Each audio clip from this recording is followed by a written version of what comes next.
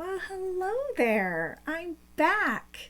It's the 4th of July, which means fireworks, barbecues, friends and family. It's a good day. But it's also a day of reflection in the United States. The 4th of July, 1776, is the day that our Declaration of Independence was adopted. But why should that be so important to us today? Well, it is the reason our nation was even founded, and it explains why our government was set up the way that it was. We all learn a little bit about it in school, but I personally believe it is worth taking a deeper look at in order to understand how it is that we even are all here today having this holiday. So I wanted to mention the books and the research that I did before we go on. I'll also link them in the description if you're interested. So first I have just like a pocket constitution, got this on Amazon. This includes the Declaration of Independence, the Articles of Confederation, the Bill of Rights, and the following amendments. Then I have a book by Larry P. Arnn, The Founder's Key, and this goes more into the relationship between the Declaration of Independence and the United States Constitution. And then I also have the U.S. Constitution, a reader, which this is basically a textbook from Hillsdale College. This also includes the U.S. Constitution, Declaration of Independence. It also has all of the Federalist Papers, which help us kind of understand why things were written the way they were. Oh yeah, did I show it? I don't know. Now, before all this independence stuff got started, back when it was just 13 British colonies, the King of England ruled his American territory, but basically he left the colonies alone to do as they saw fit with their lives and land, and they basically kind of ruled themselves. They kind of had a representation elected by free male landowners and their own legislative bodies, but anything that they decided could be overruled by a crown-appointed governor. Then, in 1754, the French and Indian War started. This was a war between Britain and France on the American continent. The French were colonizing the area that is now Canada, just like the British were. That's what they were doing in the United States. The war was over territorial control and trade, and each side formed alliances with the native tribes in the areas that helped in the fighting. Britain ended up capturing a bunch of French territory, including Quebec, and Quebec will come up again later. The king also used the colonies to help fight the French, and Britain ended up winning. The war was officially over with the signing of the Treaty of Paris in 1763, giving Britain most of the French North American territories. Now, this was a very bloody war, and it cost the king a lot of money, and he was now in considerable debt. So he began to severely tax the colonies in order to pay back his debt. So the colonies were pretty pissed off, rightfully so. Can you imagine that? Like, you have to think too, like, the French and British soldiers had never seen like Native Americans or knew their like rules of warfare, which were like way more like bloody and brutal than what they were used to. Yeah. So like, oh man, that must have just like been crazy. And then the king to the colony says, oh yeah, by the way, that crazy bloody war you fought, I'm going to charge you for that. Yeah. That blew me away. Anyway, so this got the people of the colonies starting to wonder if this whole king situation was all it was cracked up to be. So, what is the Declaration of Independence anyway? Well, it is a document that had started being written in June of 1776 that declares that the 13 colonies of the British Empire on the American continent were now free of British rule. The people that lived there were now independent states, and this wasn't just a declaration to King George III of England, but to the 13 colonies themselves, just in case anyone hadn't heard yet, and the whole world. In the colonies, there was a group of representatives called the Continental Congress that would meet in Philadelphia, Pennsylvania, formed to communicate with the King of England about policies, laws, and the rights of the people in the colonies. It also became kind of an informal government during the American Revolution, which is after all this we're going to talk about. The Congress would also meet to discuss and debate issues like independence. It didn't really have any formal legal authority, but acted as a coordinating body with each colony having one vote. Now, this group decided that the colonies needed to be independent from Britain. That war really woke them up. So they had a man named Thomas Jefferson write up a document announcing their intent to be independent, called the Declaration of Independence. They thought he was good with words, and he was. He was the primary author, but there were others that helped refine it. Now, who was Thomas Jefferson, and why was he chosen to write such an important document? Thomas Jefferson was born in 1743 in Virginia. He was a statesman, a lawyer, and a philosopher. He went to the College of William and Mary and became an intellectual of the American Enlightenment, promoting republicanism, meaning representative government, not like the Republican Party, individual liberties, and education. As a Virginia legislator and governor, he pushed for religious freedom and public education.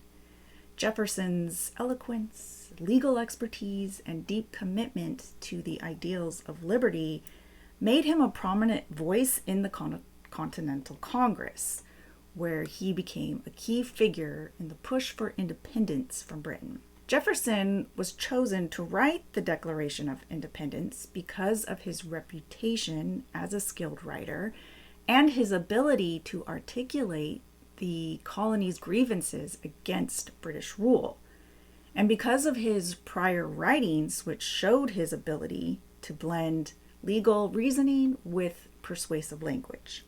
The Declaration of Independence was adopted on July 4th, 1776, and it reflected Jefferson's philosophy of natural rights, life, liberty, and the pursuit of happiness, and drew heavily from Enlightenment thinkers like John Locke, which we should talk about someday. It became a timeless statement of American ideals. His authorship led to his later role as the third U.S. president and a shaper of American democracy. Now, once it was finished, it is thought that a copy was sent by ship to the king to various other rulers around the world and was posted publicly all over the colonies. So everyone was now on notice. So what does the Declaration of Independence say? Well, it's in 3 parts. The first introduces the whole point of the Declaration. So I'm going to read some of it to you, and then I'll explain it, and we'll kind of go back and forth that way. So, in Congress, July 4th, 1776, the unanimous declaration of the 13 United States of America. When in the course of human events, it becomes necessary for one people to dissolve the political bands which have connected them with another, and to assume among the powers of the earth the separate and equal station to which the laws of nature and of nature's God entitle them. A decent respect to the opinions of mankind requires that they should declare the causes which impel them to the separation. So he's saying throughout history, it sometimes becomes necessary for a nation's people to cut ties with its government. the laws of nature and God entitle them to do so, but they should also say why. It goes on, we hold these truths to be self-evident, that all men are created equal, that they are endowed by their Creator with certain unalienable rights, that among these are life, liberty, and the pursuit of happiness. So they're saying that there are truths that do not need to be proven, truths that are self-evident. One of these being that all men are created equal. They use the word men here as a formal way to say all people, because in most languages you use the masculine form of a word to encompass both masculine and feminine forms of the word. So they're not excluding women. They also say that God created all people with certain rights that are inherent in their nature, that people have these rights simply because they are a person. And among these rights are life, liberty, and the pursuit of happiness. That to secure these rights, governments are instituted among men, deriving their just powers from the consent of the governed. So in order to secure these rights, to ensure they are honored, governments were invented. But they get their power not because they are the government, but from those that they govern, who freely give their consent to be governed by those in the government. Not because the government says so and has bigger guns. That whenever any form of government becomes destructive of these ends, it is the right of the people to alter or to abolish it, and to institute new government, laying its foundation on such principles and organizing its powers in such form as to them shall seem most likely to affect their safety and happiness. So whenever any government stops securing the rights of the people have a God-given right to change or get rid of their government and replace it with a new one if they want. And that new government should be founded on principles and organized in a way that the people feel will best ensure their safety and happiness. Prudence indeed will dictate that governments long established should not be changed for light and transient causes, and accordingly all experience hath shown that mankind are more disposed to suffer, while evils are sufferable, than to right themselves by abolishing the forms to which they are accustomed. So they're saying that reason and morality should be the determining factor in if a government should be changed. You wouldn't want to go through all this terrible trouble over something trivial. On the other hand, history has shown most people would rather continue to suffer, to deal with the devil they know, than to go through all the hardship to make things better by getting rid of an old government and creating a new one. So it will be no easy feat. But when a long train of abuses and usurpations, pursuing invariably the same object, evinces? What is it? Evinces? What's the... I guess I should have looked up the pronunciation. Evances? Evinces, there you go. A design to reduce them under absolute despotism. It is their right, it is their duty to throw off such government and to provide new guards for their future security. So when a government has for a long time been abusing its power to the point that it seems designed to be tyrannical, it is the right and duty of its people to get rid of that government and to create a new one that will guard the people's security. Such has been the patient sufferance of these colonies, and such is now the necessity which constrains them to alter their former systems of government. They're saying that the colonies have been very patient with the king as they have suffered, but they just can't take it anymore. They feel it is now necessary to change their system of government.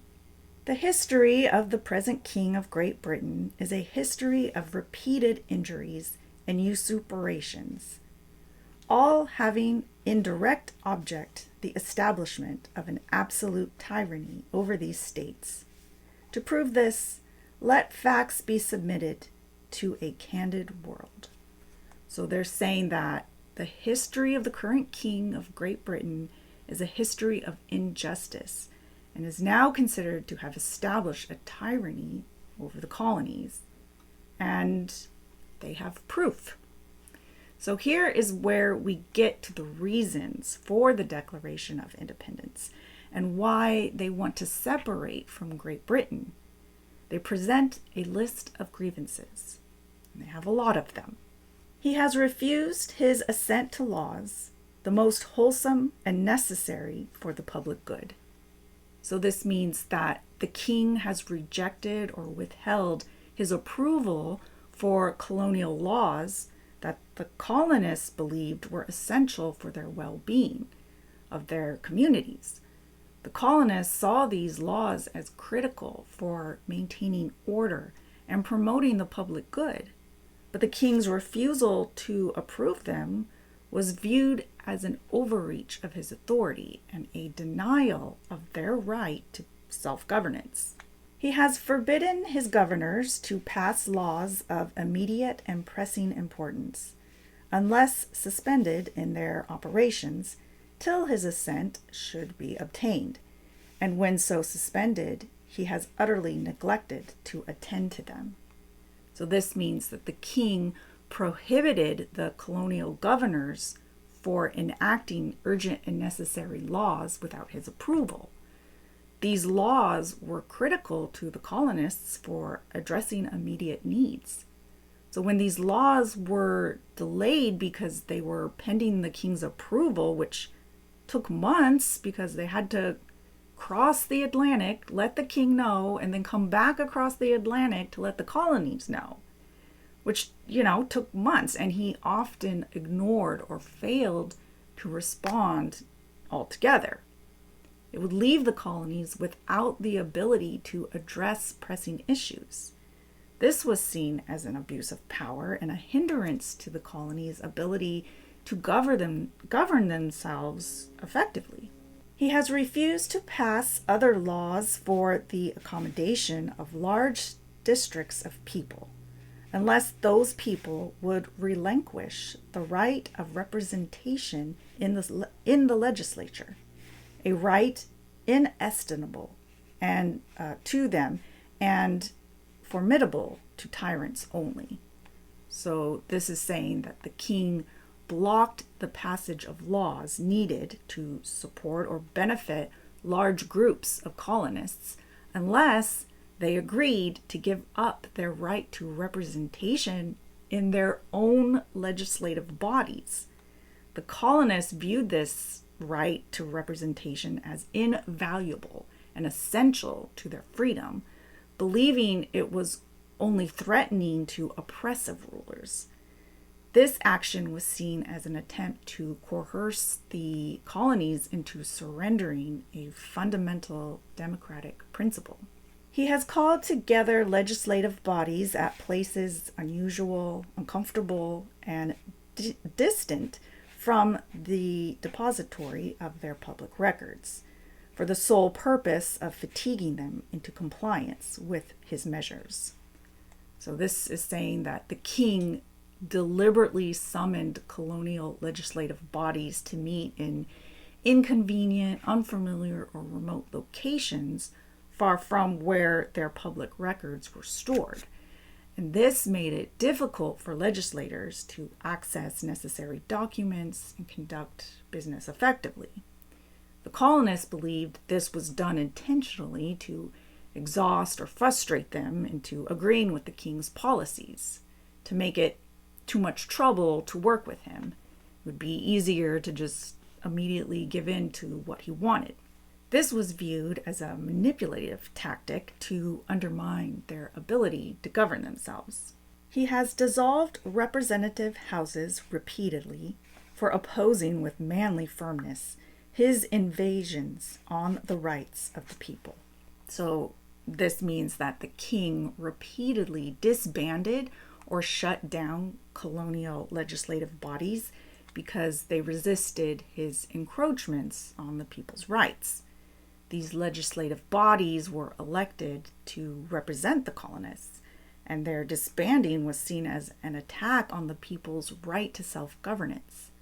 By dissolving these assemblies, the king prevented the colonists from addressing any grievances or passing laws in their interest.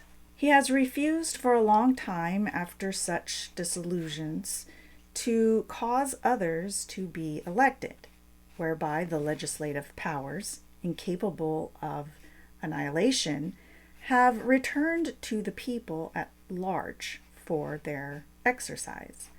The state remaining in the meantime exposed to all the dangers of invasion from without and convulsions within. So this means that after the king dissolved colonial legislative bodies, he refused for extended periods of time to allow new elections to replace these bodies. This left the colonies without functioning legislatures. The colonists believed that legislative authority reverted to the people themselves in the absence of formal representation. So during this time, the colonies were vulnerable to external threats or invasions and internal threats of disorder due to the lack of organized governments. This was seen as a deliberate way to weaken the colony's ability to self-rule and to security. He has endeavored to prevent the population of these states, for that purpose obstructing the laws of naturalization for foreigners, refusing to pass others to encourage their migration hither, and raising the conditions of new appropriations of lands. So this means that the king actively worked to limit the growth of the colonial population through several measures. One, he obstructed the process by which foreigners could become citizens of the colonies, making it harder for immigrants to settle legally. And he blocked legislation that would have promoted immigration to the colonies, which would stifle population growth. And then lastly, he imposed stricter rules and higher costs for acquiring new land, which discouraged settlement and expansion within the colonies. So these actions were seen as deliberate efforts to weaken the colonies by limiting their ability to grow in population and resources, which was viewed as an infringement on their prosperity and autonomy. He has obstructed the administration of justice by refusing his assent to laws for establishing judiciary powers. So this means that the king hindered the fair and effective operations of the colonial legal system by withholding his approval of laws that would establish or strengthen judicial systems in the colonies. These laws were necessary to create courts and judicial authority to administer justice, resolve disputes, and uphold the rule of law. By blocking these laws, the king prevented the colonies from maintaining a functional legal system, forcing them to rely on his authority or leaving them without proper legal recourse. He has made judges dependent on his will alone for the tenure of their offices and the amount and payment of their salaries. So this means that the king exerted control over colonial judges by making their job security and their salaries entirely subject to his personal discretion. Instead of allowing judges to act independently and impartially, he ensured that the judges remained loyal to him because their positions and income could be altered or revoked at his whim. So this undermined the impartiality of the judicial system because judges might rule in favor of the king's interests to avoid losing their jobs or pay. not in favor of what was right or legal. He has erected a multitude of new offices and sent hither swarms of officers to harass our people and eat out their substance.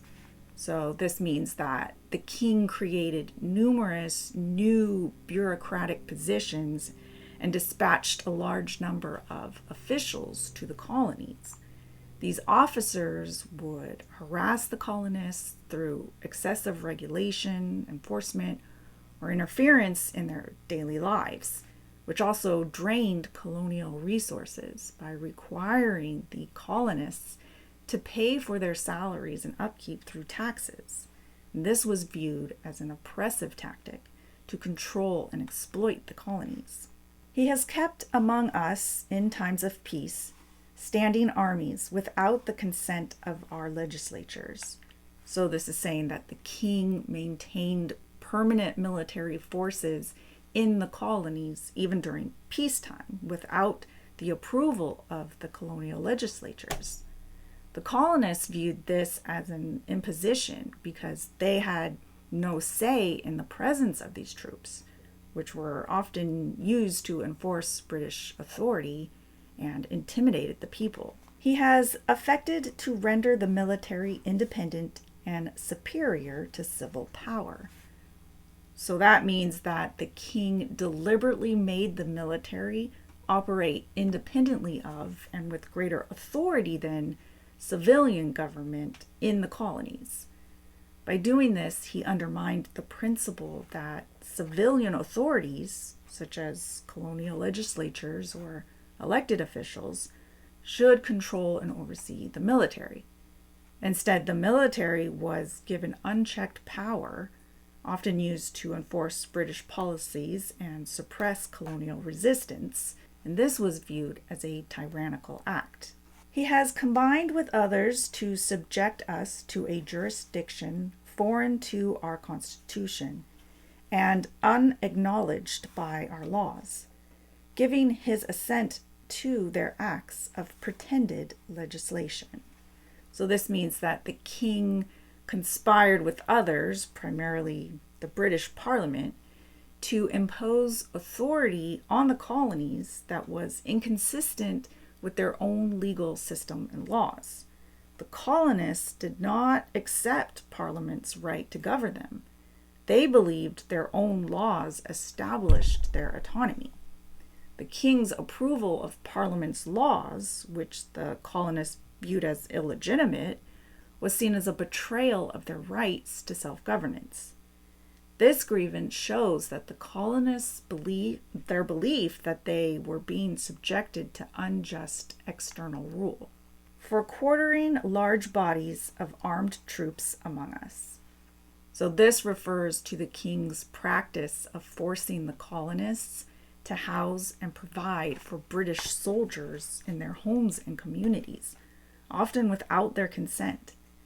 This was associated with the Quartering Act of 1765, which required colonial governments and citizens to supply British troops with food, lodging, and other necessities.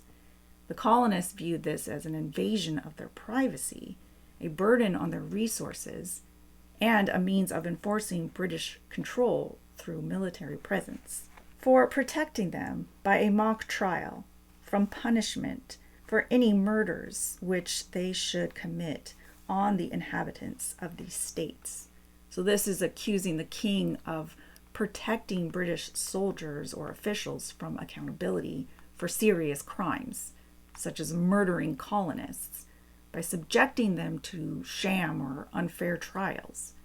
These trials were perceived as rigged, ensuring that the perpetrators faced no real punishment.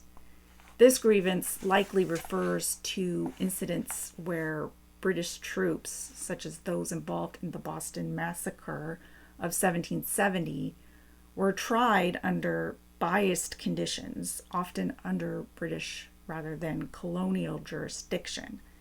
The colonists saw this as a denial of justice and an abuse of power, enforcing or reinforcing their belief that the king prioritized his soldiers over the rights and safety of the colonists. for cutting off trade with all parts of the world. So this is accusing the king of imposing policies that severely restricted or blocked the colony's ability to engage in international trade.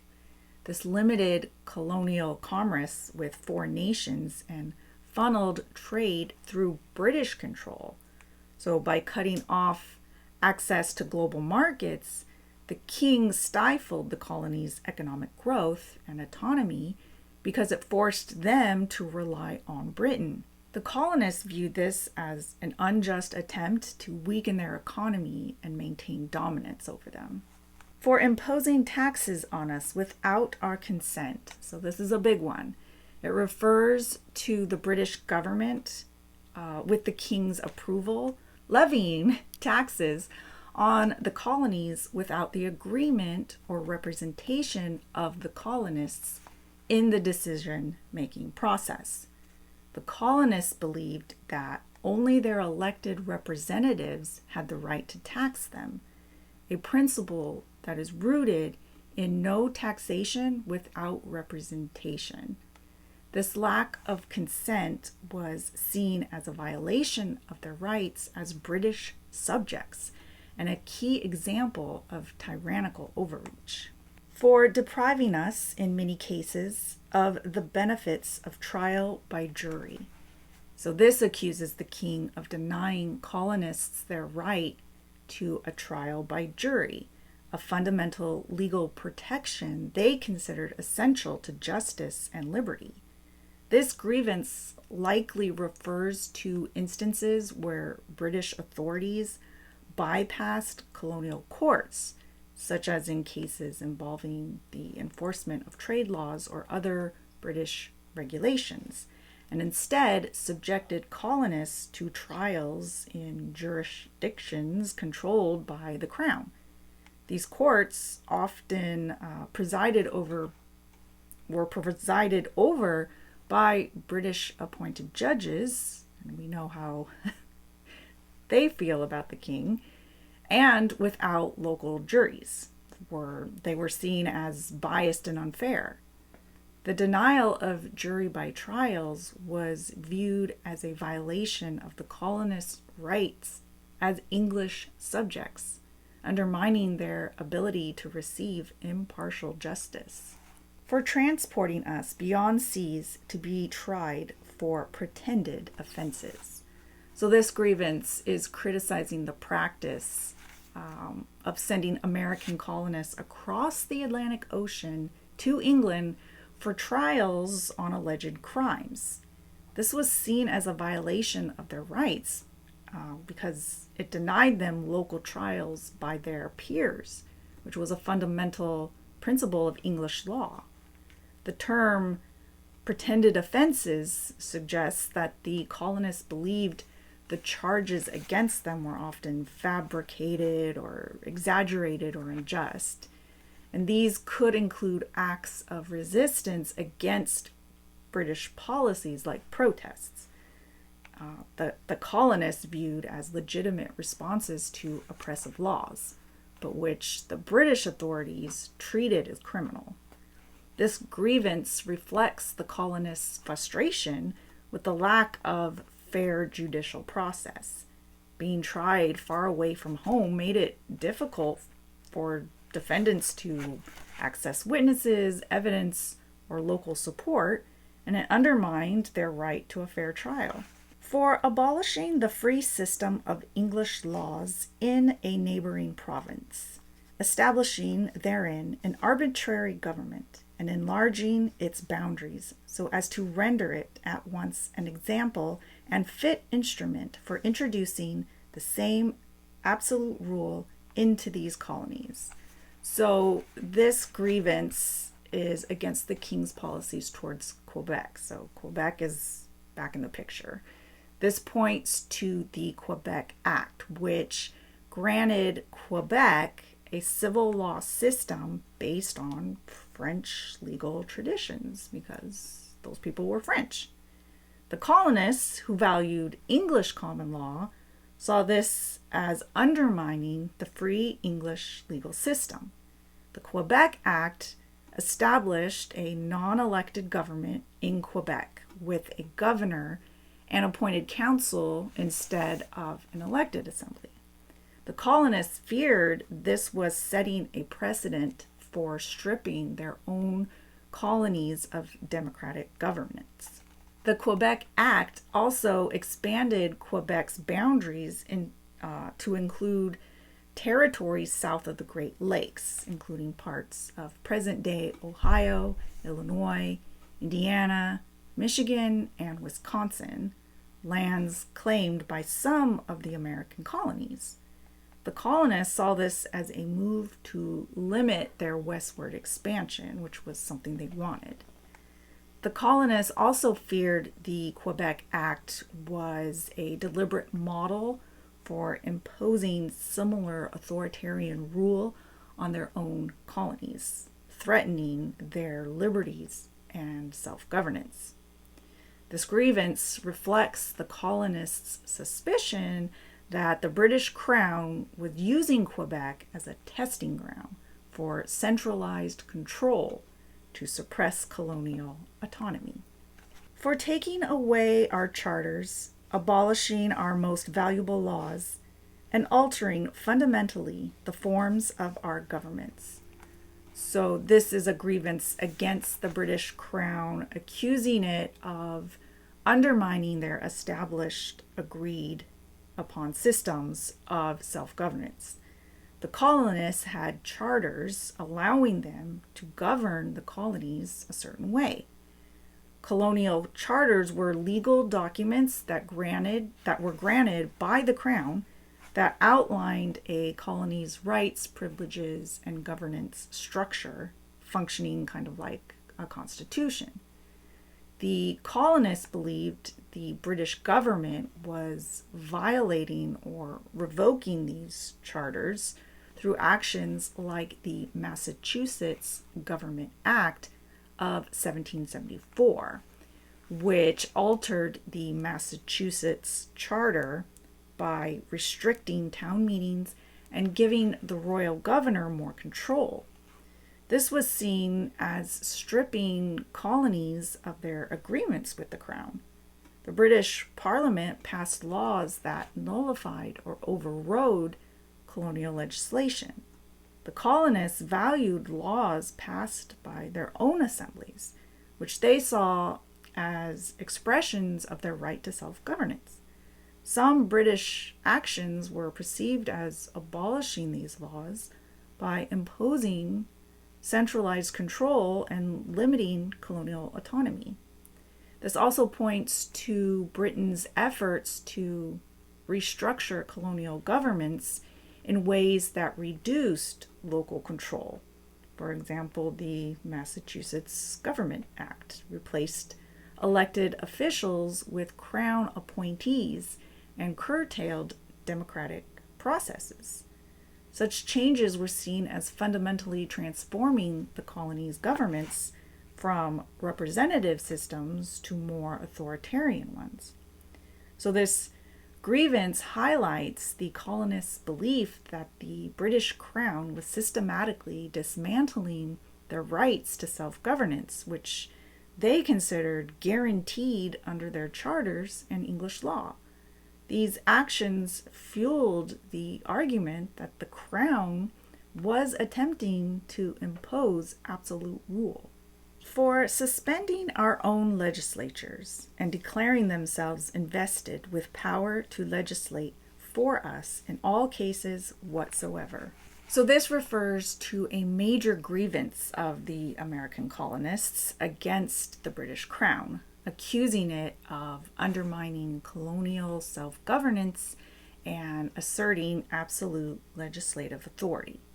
So they are pointing to instances where the British government dissolved or obstructed colonial legislatures, preventing them from functioning. Examples are the British response to colonial resistance, such as in New York, where the assembly was suspended in 1767 for refusing to comply with the Quartering Act, and in Massachusetts, where the legislature was dissolved in 1774 as part of the Intolerable Acts. This was a series of laws passed by the British Parliament in 1774 in response to the Boston Tea Party, a protest against British taxation. These acts were designed to punish Massachusetts and reassert British control over the colonies. But they were seen as so harsh and oppressive that the colonists dubbed them intolerable. This is also reference to the British Parliament's claim of supreme authority over the colonies, as articulated in the Declaratory Act of 1766. The act asserted Parliament's right to make laws binding the colonies in all cases whatsoever, including taxation and governance, without colonial representation.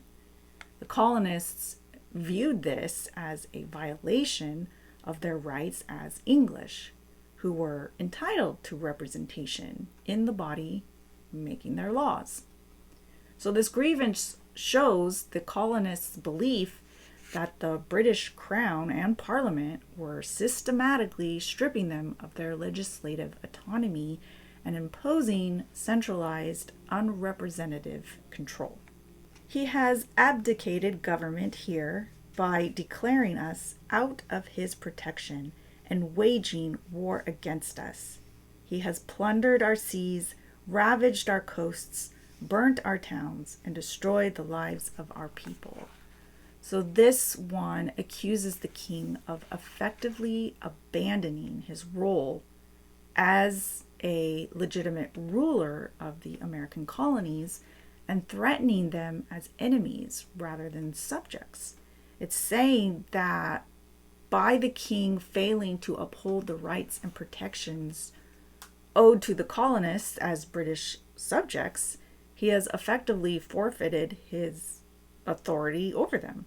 It also says that certain actions by the crown signaled to the colonists that they were no longer under royal protection, such as the Prohibitory Act of 1775, which declared the colonies in open rebellion, removed them from the king's protection, and authorized the seizure of American ships and goods. This act treated the colonists as enemies rather than the subjects entitled to the king's safeguarding. It also refers to British military actions against the colonies, such as the deployment of troops to suppress colonial resistance and the use of naval blockades. The colonists saw these as acts of war against their own people, further evidence that the king had abandoned his duty to govern them fairly and instead treated them as adversaries. So this grievance shows the colonists' argument that King George III had broken a social contract by acting as tyrant rather than a protector. He is at this time transporting large armies of foreign mercenaries to complete the works of death. Desolation and tyranny already begun with circumstances of cruelty in the most barbarous ages and totally unworthy of the head of a civilized nation. So this is a grievance accusing the king of using extreme and unjust measures to suppress the American colonies. It refers to the British Crown hiring foreign mercenaries to fight against the colonists. By 1776, Britain had contracted thousands of these troops to bolster its military efforts in the colonies, which the colonists saw as an escalation of hostility and an insult. This also accuses the king of using these mercenaries to intensify efforts to crush the rebellion through violence and destruction, with an aim to impose absolute control. They are saying that these actions were part of a broader campaign to devastate the colonies and strip them of their liberties.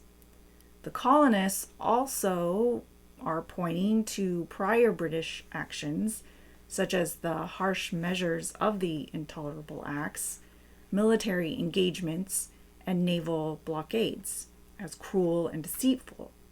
These acts were seen as betraying the trust and rights of the colonists as British subjects.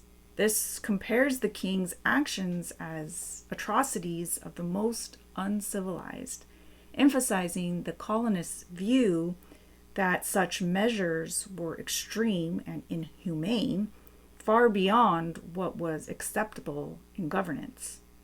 This also accuses King George III of behaving in a manner unbefitting a leader of a supposedly enlightened, civilized country like Britain. The colonists argue that his use of foreign mercenaries and brutal tactics contradicts the principles of justice and governance accepted or expected of a monarch. He has constrained our fellow citizens taken captive on the high seas to bear arms against their country, to become the executioners of their friends and brethren, or to fall themselves by their hands. I thought this one was really terrible, like gross. You know this one? Yeah, what's this? So this grievance is accusing the king of forcing American colonists into a morally reprehensible situation through the practice of impressment. Impressment means to force people into the military. So this is in reference to the British Navy's practice of taking Americans forcibly from merchant ships on the open sea and forced them to serve in the Royal Navy. These captives were American colonists who were taken against their will. The sailors were then forced to fight for the British, which during the Revolutionary War meant taking up arms against their own colonies and fellow colonists. This was seen as a profound betrayal because it pitted Americans against their own homeland. Remember, at this point, there were generations of people who have lived there, never even been to Britain. So this also describes the horrific dilemma faced by these sailors. They were either coerced into fighting and potentially killing their own fellow Americans, or risking death themselves if they resisted or were killed in battle by their fellow colonists. It shows the cruelty of forcing individuals into such a no-win situation where they either commit acts against their own people or face death. This shows that the colonists' view of impressment as a tyrannical and inhumane act, violating personal freedom and loyalty to one's community. That's crazy, right? Yeah. That's terrible. That's insane. Yeah. That one blew me away. There's a couple in here that just like blew me away. Why didn't we learn this particular point in school? Yeah. Anyway, where am I? 26. He has excited domestic insurrections amongst us and has endeavored to bring on the inhabitants of our frontiers, the merciless Indian savages whose known rule of warfare is an undistinguished destruction of all ages, sexes, and conditions. So this grievance is accusing the king of inciting internal and external conflicts to undermine the American colonies. They are saying that the British Crown allegedly encouraged internal rebellions within the colonies. And this accuses the British of instigating Native American tribes along the colonial frontiers to attack settlers. So they probably didn't even want to at first, but then the king comes along and he's like, hey, he probably paid them. Yeah. Anyway, So during the Revolutionary War, the British formed alliances with some Native American tribes, supplying them with weapons and encouraging raids on frontier settlements. The colonists saw these alliances as a deliberate strategy to unleash violence against them. So this grievance shows the colonists' perception that the British crown was resorting to underhanded tactics, stirring internal unrest and leveraging external threats to maintain control over the colonies. It further justified their push for independence by depicting the king as a tyrant willing to destabilize and endanger colonial society. So now they close out this declaration with the following. In every stage of these oppressions, we have petitioned for redress in the most humble terms. Our repeated petitions have been answered only by repeated injury. So every time one of the above grievances came up, they humbly asked the king to address them, but he never fixed any of the issues. A prince whose character is thus marked by every act which may define a tyrant is unfit to be a ruler of a free people. So they're saying that a ruler whose character is like a tyrant's is not fit to rule a free people, which they considered themselves to be. Nor have we been wanting in attention to our British brethren. We have warned them from time to time of attempts by their legislature to extend an unwarrantable jurisdiction over us. We have reminded them of the circumstances of our immigration and settlement here. We have appealed to their native justice and magnanimity, and we have conjured them by the ties of our common kindred to disavow these usurpations, which would inevitably interrupt our connections and correspondence. So, in essence, this passage is saying that the colonists tried diplomacy, warning, reminding, and appealing to the British people before resorting to independence. They're saying, we did everything we could to resolve this peacefully, but Britain's actions left us no choice. It's a justification for breaking away, showing that they didn't act rationally, but felt compelled by British refusal to address their concerns. They too have been deaf to the voice of justice and of consanguinity. We must, therefore, acquiesce in the necessity which denounces our separation, and hold them as we hold the rest of mankind, enemies in war and peace, and in peace, friends. So this is saying that the British people, not their government, have ignored the colonists' appeals for fairness and their shared blood ties. Despite the colonists' efforts to reason with them, the British people have not responded or supported their cause. Because of this refusal to listen, the colonists feel forced to declare independence.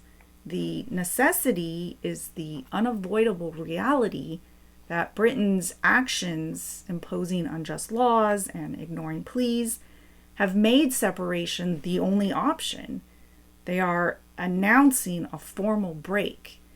They are saying that moving forward, the colonists will treat Britain like any other country. If Britain wages war against them, they'll be enemies in that conflict. But in times of peace, they're willing to be friends, suggesting a hope for future reconciliation or neutral relations, despite the current rift going on.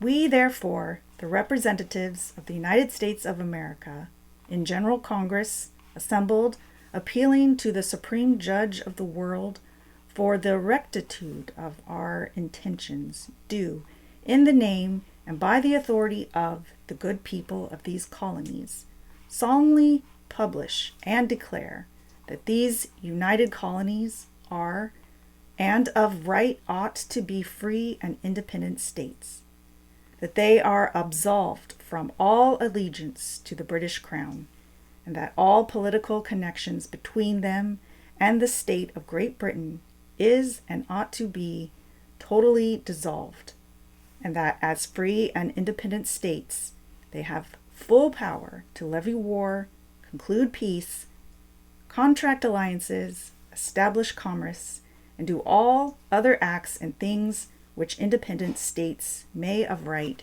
do. So here they are saying that they, as representatives of the United States of America, and with the authority of the people of the colonies, and with God on their side, they hope, are putting the king and the whole world on notice that the United Colonies are now free and independent states, that they no longer have an allegiance to the British king, and that they are no longer obligated to the British Empire. And as a free and independent state, have all the power to do what free and independent states rightfully do. States meaning countries. And for the support of this declaration, with a firm reliance on the protection of divine providence, we mutually pledge to each other our lives, our fortunes, and our sacred honor. This passage is a powerful closing statement that highlights the gravity of the colonists' decision. They're not only declaring independence, but also staking their personal well-being and moral standing on it, trusting in divine support and pledging unwavering loyalty to each other. It conveys unity, sacrifice, and a sense of sacred duty, framing their rebellion as a deeply principled and courageous act. They are willing to risk it all to be independent. It's that important to them. Our forefathers were exceptional people. I know it's in vogue to make them seem like bad people, but if you do some actual research about them, you'll see that they definitely were not perfect, but they did more for the people of the world than any entitled, whiny university student ever did.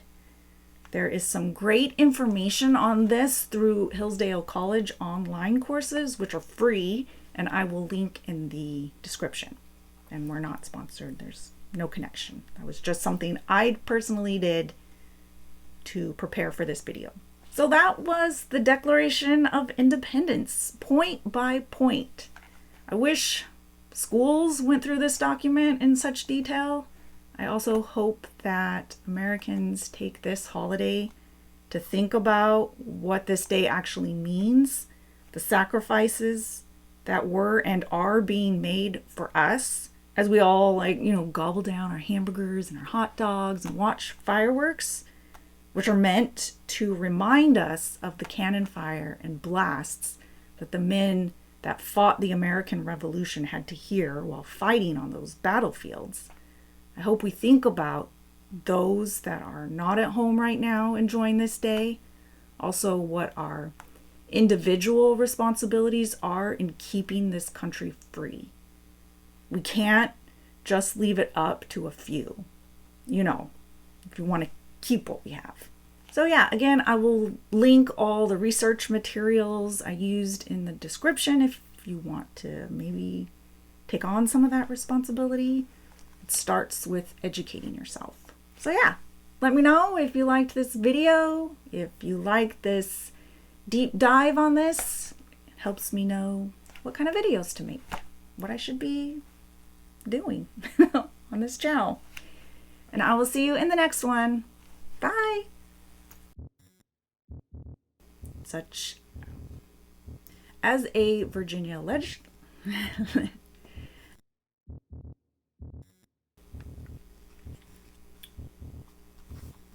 forgot. I usually need glasses to read.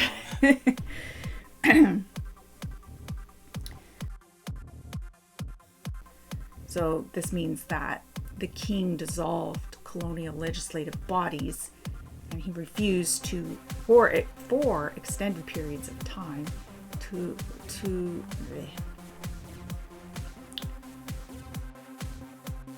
the Quebec Act.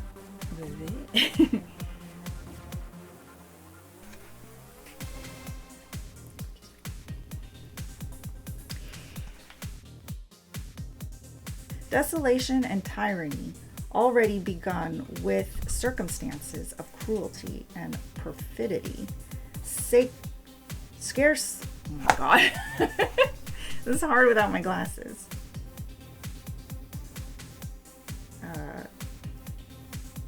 Is this dissolution or desolation? Desolation. Desolation.